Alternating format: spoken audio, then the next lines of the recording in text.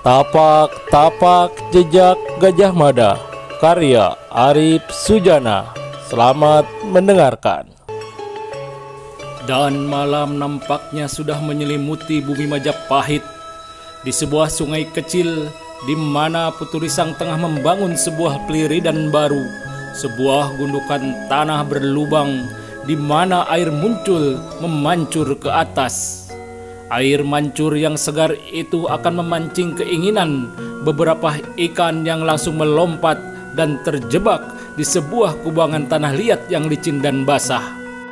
Siapa yang punya kecerdikan sebuah peliridan ini? Berkata Putu Risang dalam hati menatap bangunan peliridan yang baru saja diselesaikannya dengan senyum kepuasan, berharap besok pagi akan melihat banyak ikan yang masuk terjebak di lubang jebakan itu. Yang pasti, seorang ayah yang senang melihat anak-anaknya makan ikan dengan lahapnya. Berkata kembali Putu Risang dalam hati, membayangkan kehidupannya nanti sebagai seorang kepala rumah tangga yang tentu saja bayangan seorang istri di benak Putu Risang saat itu pastilah seorang gadis manis pemilik senyum menawan itu, Endang Trinil tentunya. Namun tiba-tiba saja pendengaran Putu Risang yang cukup terlatih, terutama setelah mendalami ilmu rahasia pusaka pertapa Gunung Wilis itu, telah mendengar sebuah langkah kaki. Semula aku tidak yakin kamu akan datang ke sungai kecil ini, berkata seseorang pemilik langkah kaki itu ketika sudah dekat dengan diri Putu Risang.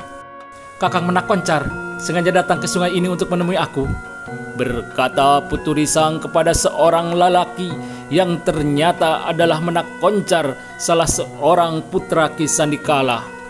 Benar, aku memang datang ke sungai ini hanya untuk menemuimu, berkata Menak Koncar dengan suara datar. Mengapa tidak menunggu besok?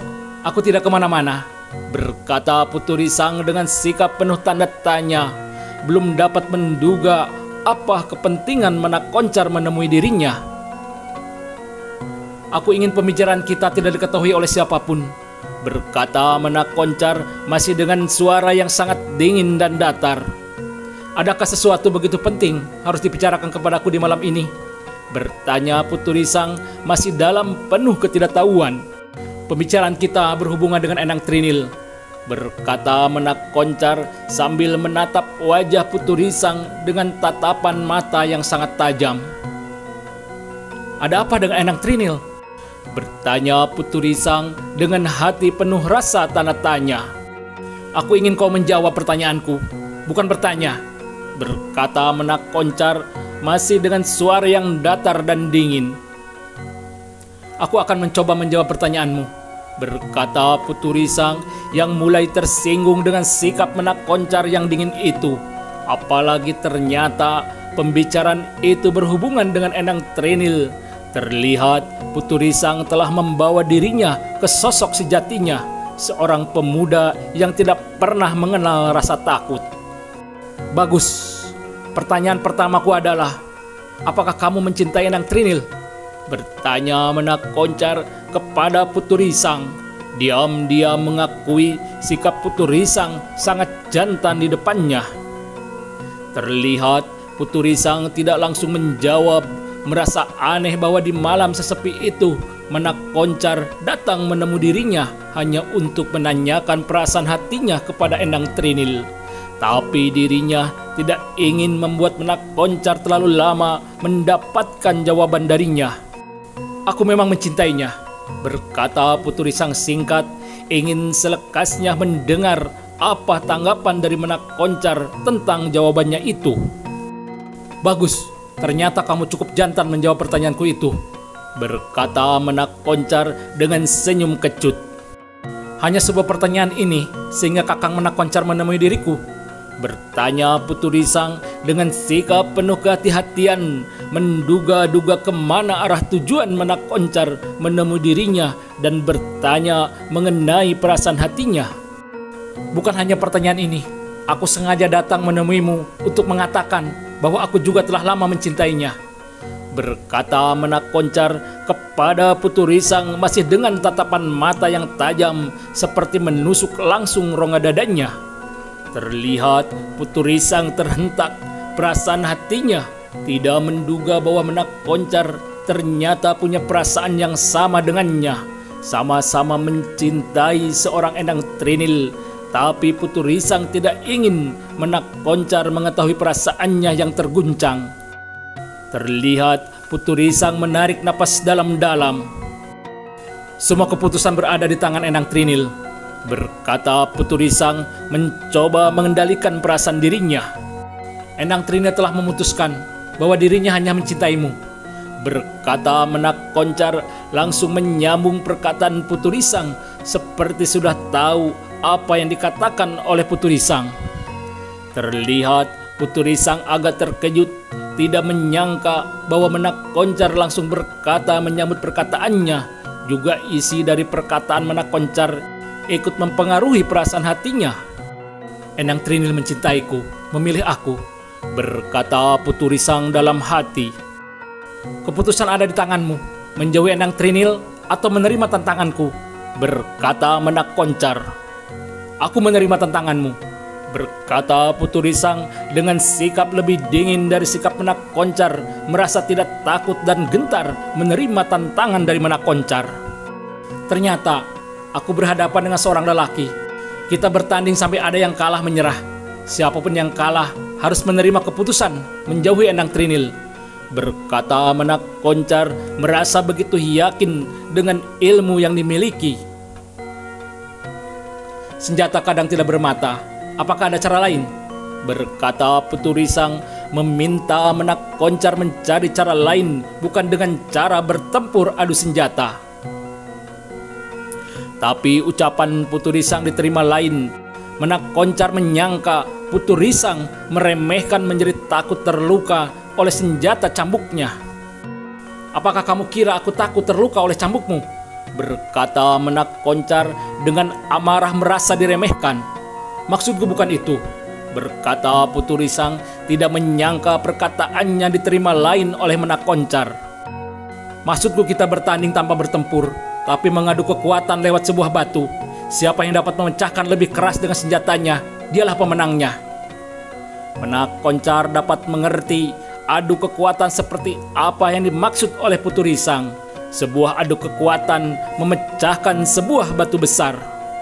Menak Koncar tidak langsung menjawab sebagaimana biasanya, tapi sekejap melirik ke arah cambuk yang melilit di pinggang Putu Risang. Aku pernah mendengar cerita bahwa cambuk Maesa Amping mampu meleburkan sebuah batu menjadi abu. Tapi muridnya ini pasti belum sampai ke tataran gurunya. Jangan-jangan belum dapat menghentakkan kekuatan tenaga cadangan, masih menggunakan kekuatan wadaknya, berkata Menak Koncar dalam hati, mencoba mengukur kekuatan lawannya nanti. Berpikir seperti itu, terlihat Menak Koncar sedikit tersenyum menatap ke arah Putu Risang.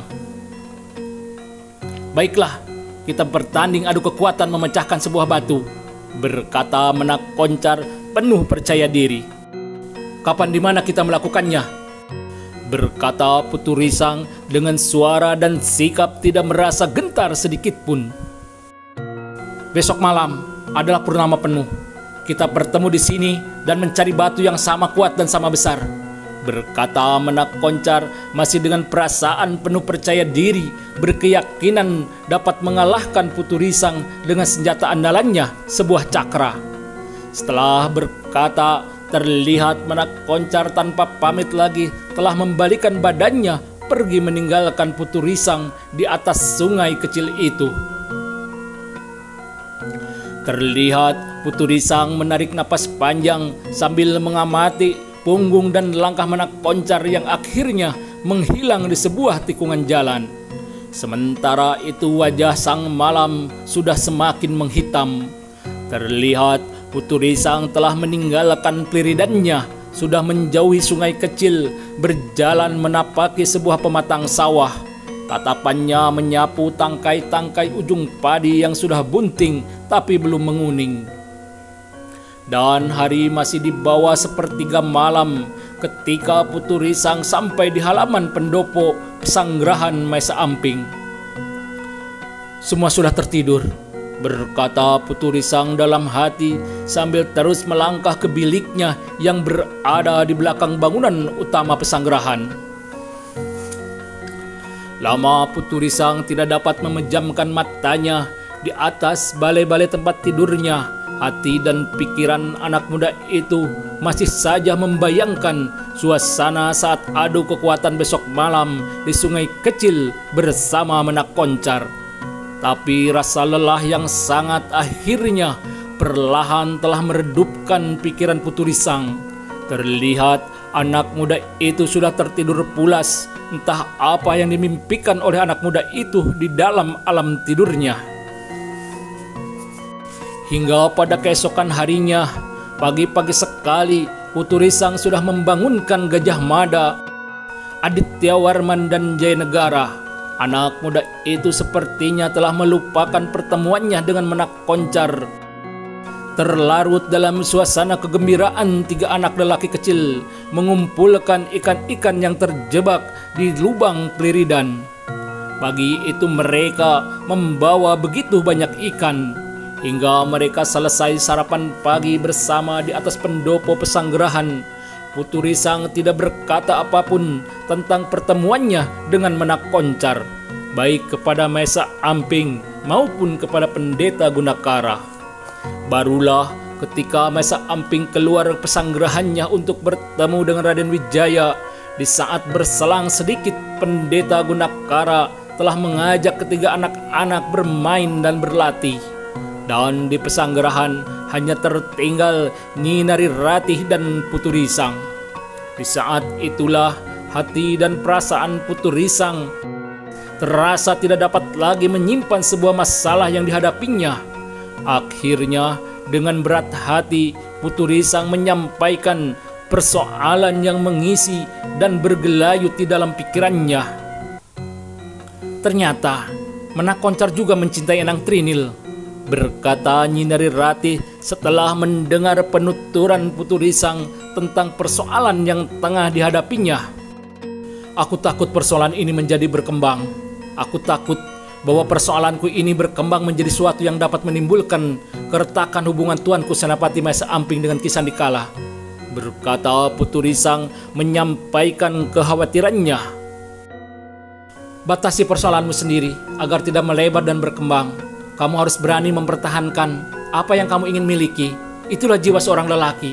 Aku yakin kamu akan dapat menerima apapun yang terjadi, kalah atau menang," berkata Nyi Narirati mencoba menenangkan suasana hati Putu Risang.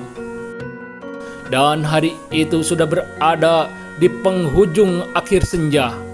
Terlihat wajah purnama pucat sudah bergelinding berdiri di atas langit malam, seperti tak sabar untuk segera melompat di atas puncak kerinduannya menyebarkan warna kegembiraan. Terang bulan purnama di hari ke-15, seperti itulah diucapkan oleh hampir semua orang ketika wajah bulan purnama bulat penuh bergantung di lengkung langit malam, dan sesosok bayangan telah berdiri di atas sebuah batu besar di sebuah sungai kecil yang deras mengalir. Cahaya sinar bulan purnama menyapu wajah sosok bayangan itu. Ternyata adalah wajah Putu Risang yang tengah berdiri dengan sabar menunggu kedatangan seseorang yang telah berjanji untuk bertemu di atas sungai kecil itu. "Ternyata kamu telah datang mendahuluiku," berkata seseorang yang terlihat baru saja datang mendekati Putu Risang. "Sejak senja berakhir, aku sudah datang," berkata Putu Risang kepada orang itu yang ternyata adalah Menak Koncar. "Mari kita mencoba mencari batu yang sama besarnya," berkata Menak Koncar dengan wajah penuh percaya diri, mengajak Putu Risang mencari batu besar yang sama di sepanjang sungai kecil itu. Dan akhirnya mereka mendapatkan dua buah batu yang sama besarnya, berdekatan sebesar setengah tubuh seekor kerbau. Terlihat dua orang pemuda tengah menatap dua buah batu yang sama di atas sebuah sungai kecil itu di malam hari di saat bulan purnama menerangi alam sekitarnya. Namun ternyata mereka tidak hanya berdua. Di sebuah semak-semak belukar yang terhalang kegelapan, terlihat dua orang lelaki tengah memandang ke arah Putu Risang dan Menak Koncar. Siapakah dua orang lelaki itu? Ternyata kedua orang itu adalah Maesa Amping dan Ki Sandikala. Ternyata Nyi Nari Ratih tidak mampu untuk tidak bercerita tentang persoalan yang tengah dihadapi oleh Putu Risang. Di pihak lain, Endang Trinil juga dengan sangat berat hati bercerita tentang apa yang akan dilakukan oleh Menak Koncar dan Putu Risang di atas persaingan cintanya. Siapa yang akan memulainya? Berkata Menak Koncar dengan suara penuh keyakinan. Kupersilahkan Kakang Menak Koncar untuk memulainya, berkata Putu Risang kepada Menak Koncar tanpa merasa bahwa di hadapannya adalah seorang pesaingnya. Putu Risang sudah dapat menyesuaikan perasaannya, siap menerima apapun yang terjadi, bahkan berharap bahwa persoalan itu akan cepat berlalu begitu saja. Terlihat Menak Koncar sudah memegang senjata andalannya, sebuah senjata cakra. Tanpa berkedip, Putu Risang mengamati Menak Koncar berjalan perlahan mendekati batu besar. Tanpa berkedip sedikit pun, Putu Risang melihat Menak Koncar telah mengangkat cakranya tinggi-tinggi. Terdengar suara ledakan yang keras begitu memekakkan gendang telinga siapapun yang mendengarnya, berasal dari benturan yang sangat kuat dari sebuah cakra di tangan Menak Koncar yang menghantam batu besar di hadapannya. Dan tanpa berkedip, Putu Risang melihat dengan mata kepalanya sendiri bahwa batu di hadapan Menak Koncar telah berubah menjadi 5 bongkahan yang terbelah. Sekarang giliranmu menunjukkan kekuatan cambukmu, berkata Menak Koncar kepada Putu Risang penuh kebanggaan atas apa yang baru saja dilakukannya dan merasa begitu yakin bahwa cambuk Putu Risang tidak akan dapat melakukan yang sama. Maka terlihat Putu Risang berjalan perlahan mendekati sebuah batu besar yang lain di atas sungai kecil berbatu itu. Terlihat Putu Risang telah melepas cambuk pendeknya yang melilit di pinggangnya dan membiarkan ujung cambuk pendek itu jatuh mendekati air yang mengalir di bawah kaki Putu Risang. Namun tidak sebagaimana Menak Koncar yang mendekatkan jarak jangkau cakranya agar dapat tepat menyentuh batu besar di hadapannya. Putu Risang ternyata berbuat hal lain yang berbeda.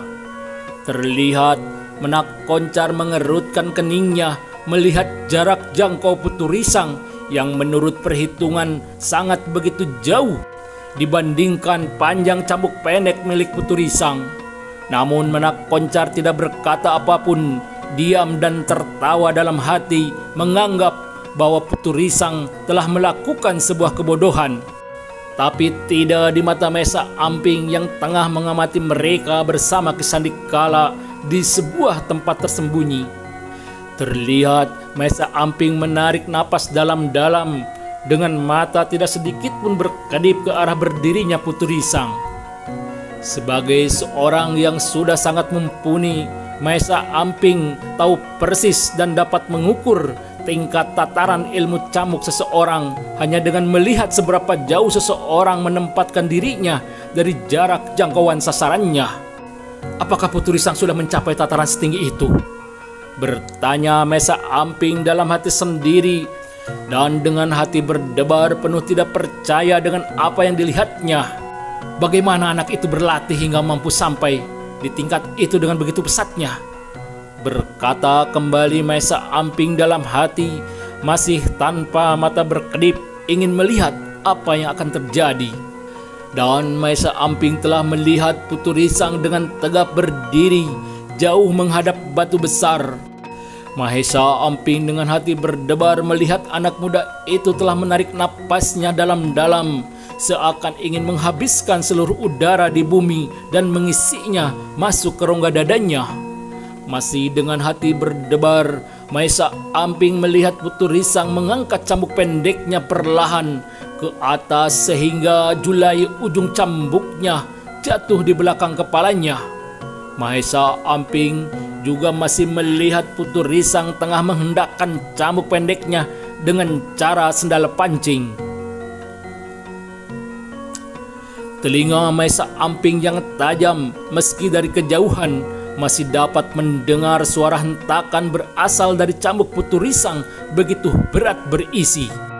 "Luar biasa," berkata Maesa Amping dalam hati, seperti tidak menyangka bahwa tataran ilmu Putu Risang ternyata sudah setinggi itu. Sementara itu Ki Sandikala di dekat Maesa Amping terlihat menggeleng-gelengkan kepalanya sebagai tanda mengagumi apa yang dilihatnya.